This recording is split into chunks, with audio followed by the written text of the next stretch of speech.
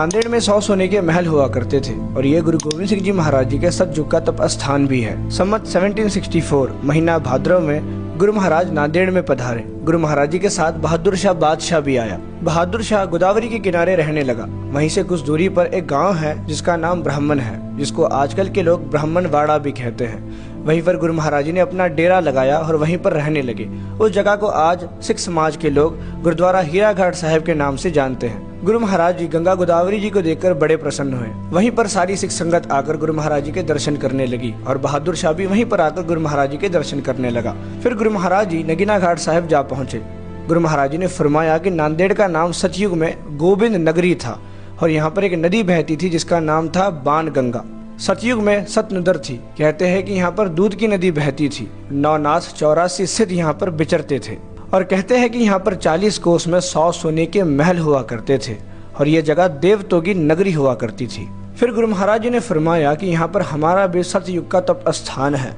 तो खालसे पंथ ने गुरु महाराज जी से बेनती की और कहा कि महाराज हमें भी आपका वो सतयुग का तप स्थान दिखाइए। फिर सदगुरु जी ने भाई दया सिंह जी से कहा कि हम इस तीर से हमारा सतयुग का तप स्थान प्रकट करेंगे। जहाँ पर भी ये तीर जाकर लगेगा वही हमारा सतयुग का तप स्थान होगा। गुरु जी ने बड़ी ही जोर से उस तीर को चलाया। वो तीर जहाँ पर जाकर लगा उस ही जगह पर आज तखत सचखंड श्री हजूर श्री अबचल नगर साहिब सुशोभित है। गुरु महाराज ने खालसे पंथ को अपने सतयुग के तप स्थान के चिन्ह दिखाए और कहा कि यहाँ पर तंबू गाड़ दिया जाए। खालसे पंथ ने सद हुक्म कहकर हुक्म माना और वहाँ पर तंबू गाड़ दिया। फिर गुरु महाराज जी वहाँ पर विराजमान हुए और सारी सिख संगत आकर गुरु महाराज जी के दर्शन करने लगी।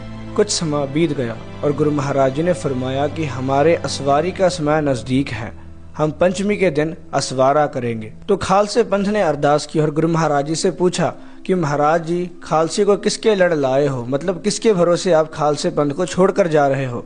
तो गुरु महाराज जी ने फरमाया कि खालसे पंथ को अकाल पुरख को सौंपया है और असा आगे ही गंढ पाई रखी है, खालसे के सहाई है। फिर गुरु महाराज जी ने 5 पैसे नारियल गुरु रीति अनुसार श्री गुरु ग्रंथ साहिब जी महाराज जी के सन्मुख रखकर माथा टेका और परिक्रमा की और खालसे पंथ को फरमाया तथा श्री मुखवाग पातशाही 10वीं आज्ञा भई अकाल की तबै चलायो पंथ, सब सिखन को हुक्म है गुरु मान्यो ग्रंथ। गुरु ग्रंथ जी मान्यो प्रगट गुरा की देहो, जो प्रभु को मिल बोझ है खोज शब्द में ले हो। इस प्रकार गुरु महाराज जी ने अपने मुखारबिंद से श्री गुरु ग्रंथ साहिब जी महाराज जी का वचन लिया। सूही महल्ला पंजवा। अबचल नगर गोविंद गुरु का नाम जपत सुख पाया राम, मन इच्छे से ही फल पाए करते आप फसाया राम।